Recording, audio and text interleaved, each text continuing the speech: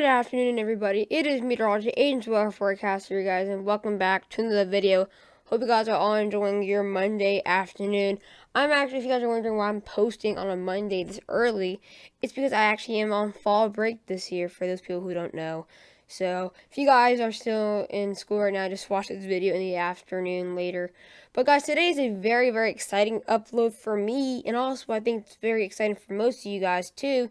Today will be my winter forecast number 4, and yeah, it's been a month since I posted my last one, so we don't have any new updates on the ENSO outlook, but we have a lot of new updates on my maps. And I actually had 4 maps, and it took me a couple hours to do, so that's why I came out a bit later than usual. And I've actually been getting so many questions on saying, when will I do it, and I just thought today would be the best day, and then after today, I wouldn't have maybe it come out until early November. So if you guys are new to the channel, be sure to subscribe if you guys like these type of videos, winter videos, fall videos, all these preliminary winter forecasts, and also focusing on the tropics too, and many other videos. So also be sure to, if you have any questions on my maps or snowfall or anything for your city, go ahead and leave them in the comments below, and I'll be sure to answer them with my best. Without further ado, let's get into this video. So we're going to be looking at the ENSO outlook right now, and this is the summary. Basically, we have been looking at the ENSO summary for the ENSO outlook for this whole weekend. So hasn't changed, hasn't updated. So we're going to be basically looking at the same thing over again until we get into the map part for those people, because I get a lot of new viewers on these type of videos. So I'm just going to keep on going over, and then you guys just forget why I made these maps like that and all that. So we have an ENSO neutral condition. We have ENSO neutral conditions are present. And it says equatorial sea surface temperatures are above average across the western Pacific and are below average in the eastern Pacific. So basically, we have warmer waters in the western and cooler waters in the eastern. So we don't have one more than the other. So we can't have a La Niña or an El Niño. So that is why we have a neutral, because we have both warm and cool waters, but we don't have one bigger than the other. And that's basically why we have a neutral. And that's basically what a neutral is. It's basically nothing in between those. ENSO neutral is favored during the Northern Hemisphere fall 2019 with a 75% chance, continuing through spring 2020 with a 55 to 60% chance. So basically, we're in the fall season, but it's saying a 75% chance to continue through all the fall, and then there's actually a 55 to 60% chance an ENSO neutral can continue all the way to spring 2020. So basically, we are having a good chance for a ENSO neutral for spring, winter, and fall. So basically, we're looking like we can have a neutral for this winter 2019-2020. So basically, we're going to be looking at the probability now of these actually happening. Now that we say there's a 75% chance, but now we're going to be looking at the main models and all of them. Again, this is just a summary. ENSO neutral is most likely to continue through the Northern Hemisphere spring 2020. And for those people who don't know what this chart means and all that, here we have all the models here, the ASO, the Sun, OND. All these are model names, and they are forecasting the probability. So this is 10% chance, this is 50% chance, and this is a 100% chance. So they are forecasting what they think has the greatest chance, and actually by how much. So we have 3 colors, as you can tell. We have a blue, which is La Niña probability. We have the gray, which is a neutral probability. And we have the red, which is an El Niño probability.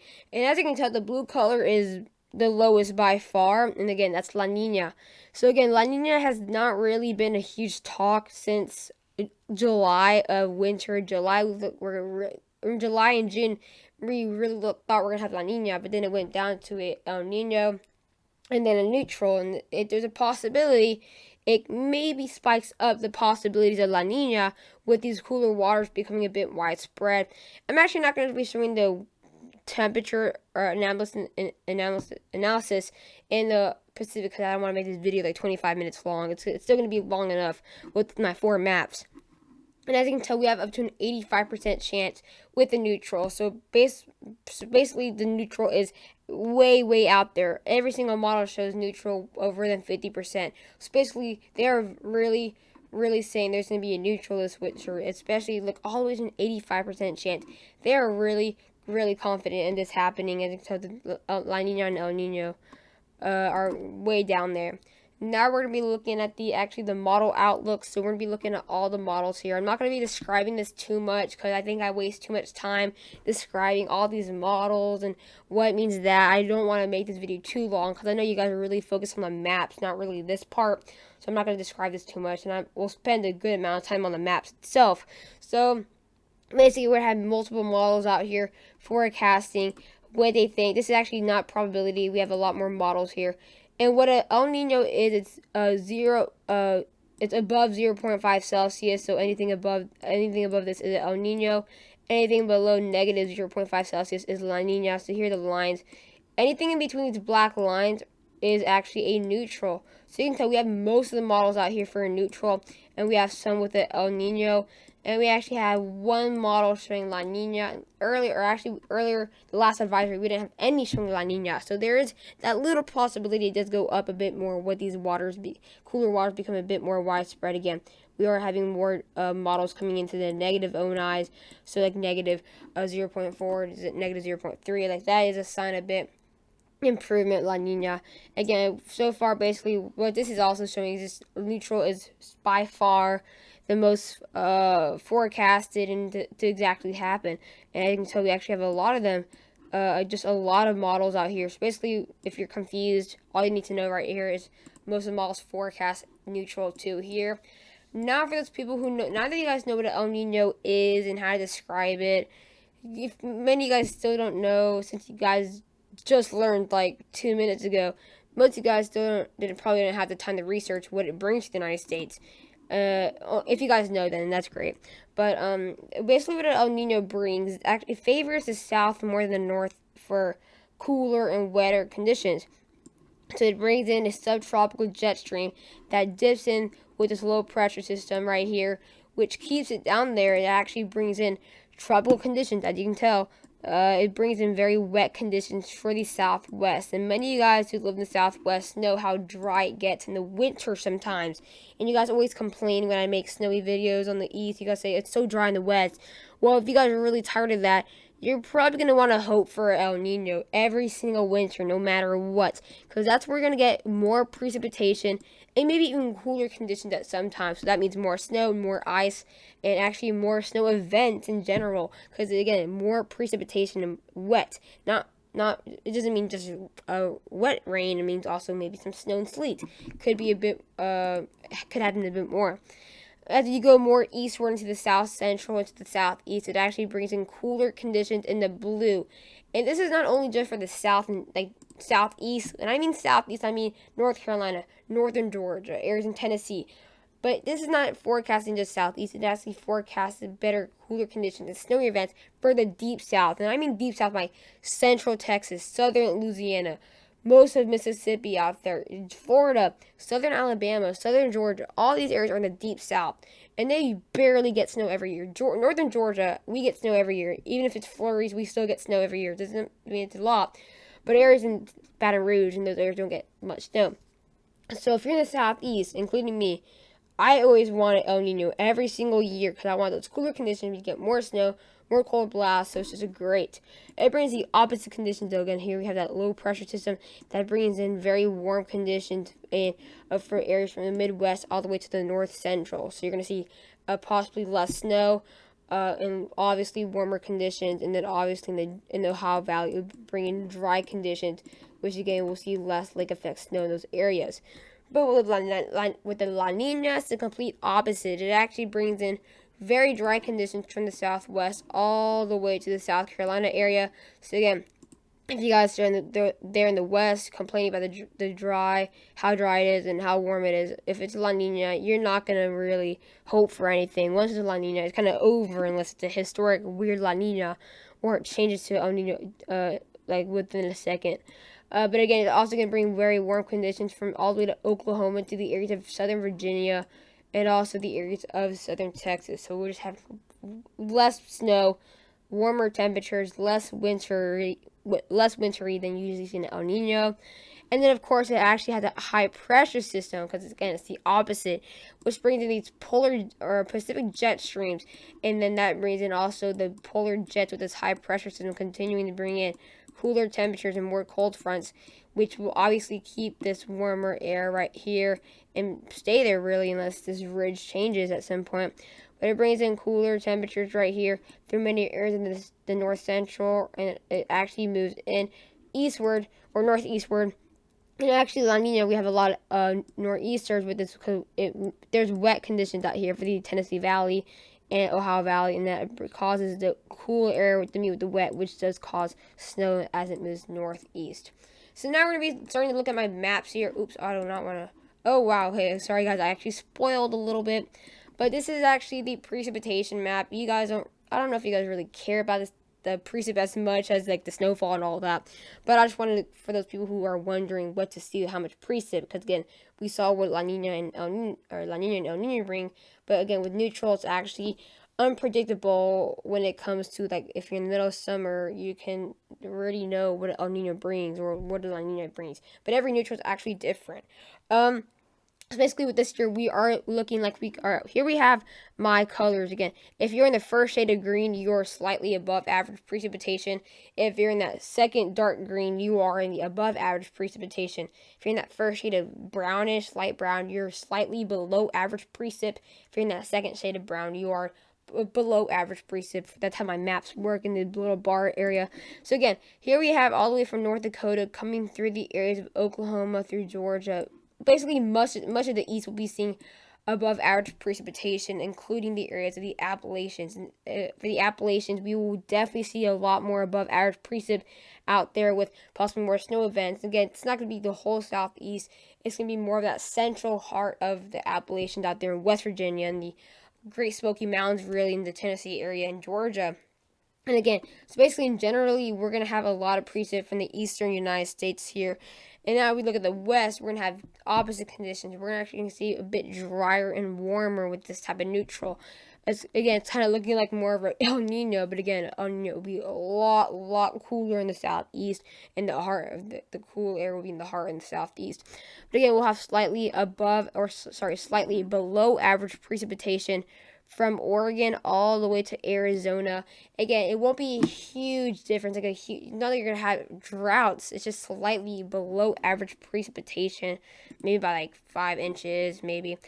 But if you're right here in the second layer, that's when it becomes a whole different story. That's where we can have a bit more drier conditions, maybe even 1 or 2 droughts that you don't usually see in December or January. So now with the precipitation, we're going to be looking at the temperature, and this one actually you guys really care about here.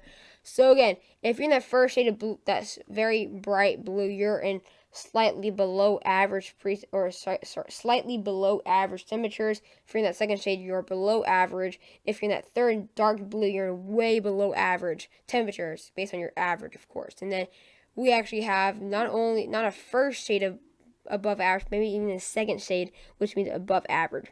So as you can tell, we have a whole big, most of the United States here will be below average. Again, these maps will continue to change until we get to late December. So again, this is not going to be the final look. So if you guys are saying somebody's map was different, well, I mean, guys, it's going to continue to change as we go on. We're probably going to have maybe 2 or 3 more preliminary winter forecasts left. So you can tell that the first shade is slightly below average temperatures, and that comes from Montana, Idaho, Utah. I think many areas in Texas, northern and eastern Texas, could be seeing slightly below average. But it's slightly, guys, can be 1 to 2 degrees below average. So if you're saying, oh, we're gonna have a blizzard, like, no, that's slightly. That's the key word, slightly. So don't get your hopes up yet, and maybe don't think you're gonna get 2 or 3 more snow days just because you're in the slightly below average. And that go through areas of the south central, through Florida, up the coast, and that include many areas in the southeast all the way to the west. And then the second shade of blue, that is below average, and that will obviously be a bit more eastward. That would be eastern Montana through the areas of northern Oklahoma areas, and maybe even the southeast, those little northern areas of the 3 states there, Georgia, Alabama, Mississippi. Those are the areas that will be in the southeast that will have below average, and again Tennessee too, and the areas of the Appalachian Mountains, all the way up the New England area, all the way to Maine. So basically, all the Appalachians from Maine to Alabama, you guys will be seeing below average below average temperatures. I don't think it's going to be as bad as 2014, obviously, where we had incredibly below average temperatures against a neutral again, not an El Nino. And then we have that third shade, which is way below average temperatures. I think this will basically see the heart of the cold. Now range all the way from North Dakota all the way to the New England area. So look for your county, look for your city, and you see what color you're in. And then also we have that below or above average temperatures out there in the west. So then I'm going to be looking at snowfall, and I don't have a bar for this, but if you're in the purple, you are going to be seeing slightly above average snowfall, so again, slightly. And then if you're in the pink, you'll be seeing above average snowfall. And then if you are in the red pink, it's like a red pinkish color, you'll be seeing way above average snowfall. And then if you're in the yellow color in the west, it'll be slightly above or slightly below average snowfall. So again, all the way from the purple, we have a huge area in purple. I don't think we're gonna have the whole plains and all southeast seeing below or above average. I think we're just seeing slightly above average. Again, these areas in the plains get a whole lot of snow, so I wouldn't be complaining. At least you're above average. That comes all the way from Montana near Helena, all the way to the Georgia area and to the Carolinas. Even the coastal areas in the Carolinas, you guys can see possibly slightly above average snowfall. As we move east, we're near the areas of the Ohio Valley in the Midwest.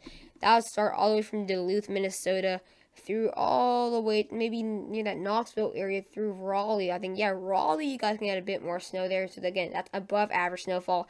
And actually it moves up a little bit up the east coast, from all the way from Massachusetts to Delaware. We have that little small area right here that's still in the above average, not the way above average.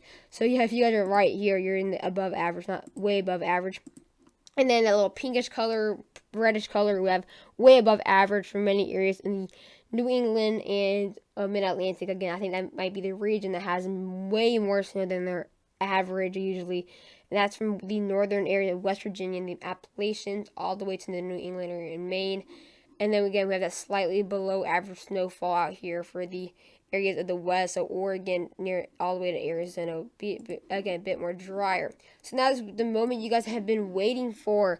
The fourth preliminary winter forecast is here. This is a general map, and actually we have a lot more colors here. I wanted to make it a bit more details, a little more description in this. So yeah, this might last a couple minutes, but I'm gonna start right here south and make my way north.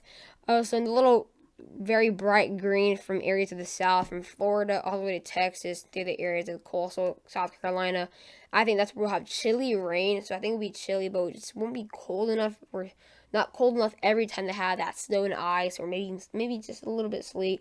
But again, that's generally, I think that's generally, if you're south of the pink, you're just generally too south to see something this year. Again, it's not an El Nino. In the pink, we have snow and ice. I was going to put winter battle zone, but I think that word or phrase is used too much, and many people don't exactly know what that means. So I'm going to put, that's basically snow and ice. We can have ice, sleet, any type of a wintry mix. So again, that involves snow and ice. Doesn't mean you're going to get snow, you can probably get sleet. And you can tell it goes all the way from North Carolina to the areas near the just south of St. Louis, all the way to the Dallas area. So it gets a bit more south near Louisiana, getting that snow and ice. In the white, we have snowy, and that's actually from the areas near Asheville, North Carolina, all the way to the Delaware area, and that moves all the way into the Michigan, near the northern mitten area, and all the way to Green Bay.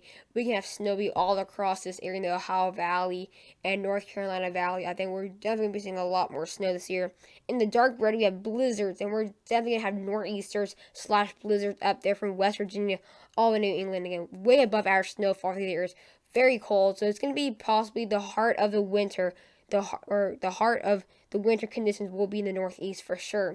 In the big purple area into the plains and Midwest, we have many Arctic blasts. I was going to put at a different where I was going to put maybe blizzards and all that, but I think that's just generally more the Northeast. So I was going to put clippers, but I just put mini Arctic blasts, which is basically almost the same thing. And we're definitely have a lot of blizzards. I think we're going to have way above average snowstorms in these areas for Nebraska, Kansas, maybe even all the way into Wisconsin. We're definitely seeing a lot more snow. This week, we're going to have our first major snowstorm in Nebraska, all the way to northern tip of Texas.